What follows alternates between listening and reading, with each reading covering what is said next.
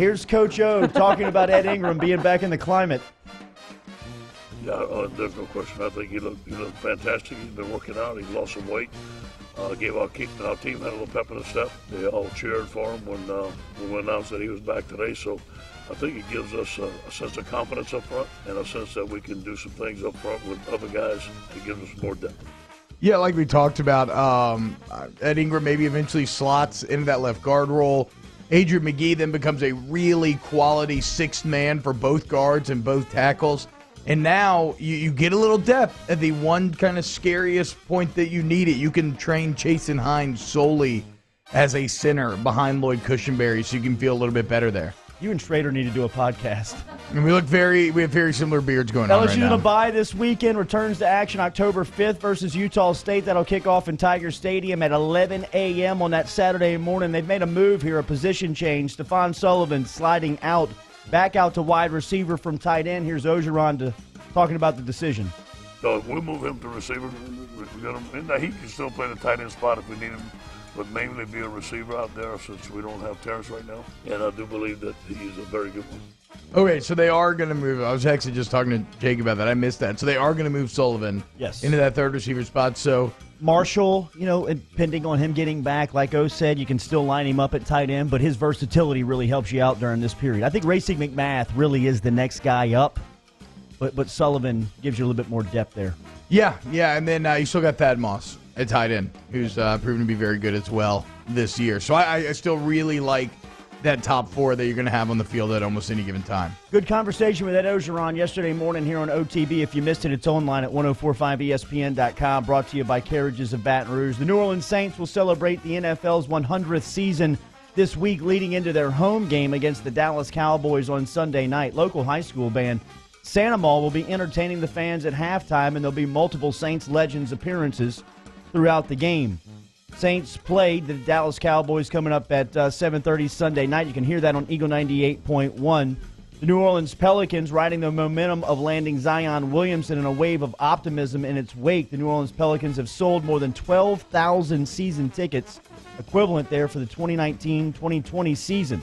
It's the most the franchise has sold in more than a decade, replacing New Orleans among the top half of NBA teams of total sales. All courtside seats have been purchased.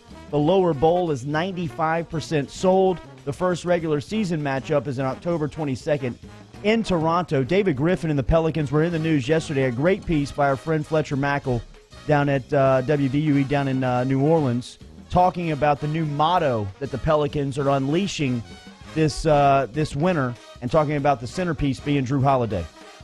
I think a huge part of it was really recognizing that our team needs to be built in the image of New Orleans, and it needs to be built to the ethos of the city. And Drew Holiday is that. We've gone pretty far to explain to everybody we're going to be built around Drew. And Drew's personality lends itself to that. There's no give up in him whatsoever. He's been as all in our group as you possibly can be.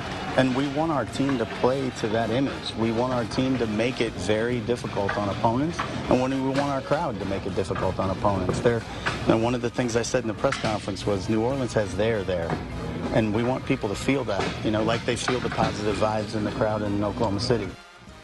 New Orleans' new motto, won't bow down, as David Griffin enters his first season as the executive vice president. I like it. I like the little commercial that they made for it. Shout out to Nadruto. I wonder if he's thinking about a new style choice after they outlawed the ninja headband that he helped make so famous last year. We can ask his trainer later today. I can't wait, man. We are less than a month away from the first NBA game of the season. It's kind of wild. October 22nd, the Pelicans are going to open up. My goal, you got to keep JJ's streak alive. Remember, JJ Redick, for all the years that he has been in the NBA, he has never been on a team that has failed to make the playoffs. Pelly's got to try to make it in this tough West. Alex Bregman last night hit home run number 40 as he is marching towards an MVP season. Here's what it sounded last night versus the Mariners. That explains a lot of the value of Alex Bregman. Damn. Ball. This could be number 40 all the way to the wall. Gone! Alex Bregman, his 40th of the year. Houston now 103-54, moved 49 games above 500 for the first time in team history. and matched last season's club for the franchise wins record. The AL West champions maintain their lead over the New York Yankees for the top record in the NL. They play Game 4 between the Mariners and the Houston Astros today. Aaron Nola 0 for 4 last night in that matchup. That was Bregman's 40th last night, man. He's having an unbelievable season. Pretty good. One thing this Saturday at Champion Square outside Saints Stadium, you got the 9th annual Gleason Gras going on. So it's always a very good time. Also, it goes to support the fight against ALS. So go out there, support Steve Gleason, have some drinks, have some fun. That is this Saturday at Champion Square. You know, our boy Nolan Kane's cleaning up over there on the recruiting trail for LSU baseball. Another top 10 class yesterday. Remember that left-handed pitcher they had last season, Easton McMurray? Yes, I recognize the name. He's leaving the program. He's going to play junior college football. Well, I don't know. I mean, where's Musso when you need him? Sleeping. Good morning, Nate. Congratulations to Richard Dykes of Independence. Richard is our Week 4 winner in the 2019 Twin Peaks Football Pick'em contest and wins a $50 Twin Peaks gift card. Don't forget to make your picks for Week 5. Play the 2019 Twin Peaks Football Pick'em today at 1045ESPN.com. Brandon Hollingsworth inside the huddle, powered by the Bayou Ford Group. I love basketball in the NBA, but I wish they pushed the start back so we don't have those 2 months of only pro baseball during the summer. I agree with you. We talked about that during the NBA draft, thinking about the NBA finals or the NFL draft, capitalizing during that time. But during those 2 months of baseball, what did we talk about the entire time? NBA. We talked about the NBA and free agency. No, so I think they still own the the headlines. product is fine. I am intrigued to see, though, because there is so much more renewed fan interest.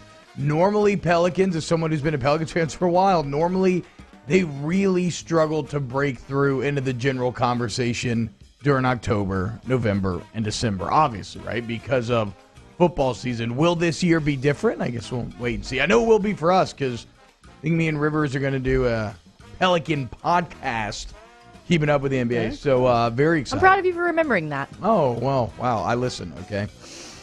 Small hands don't block everything. Jesus Christ. Booger McFarland next here talking NFL.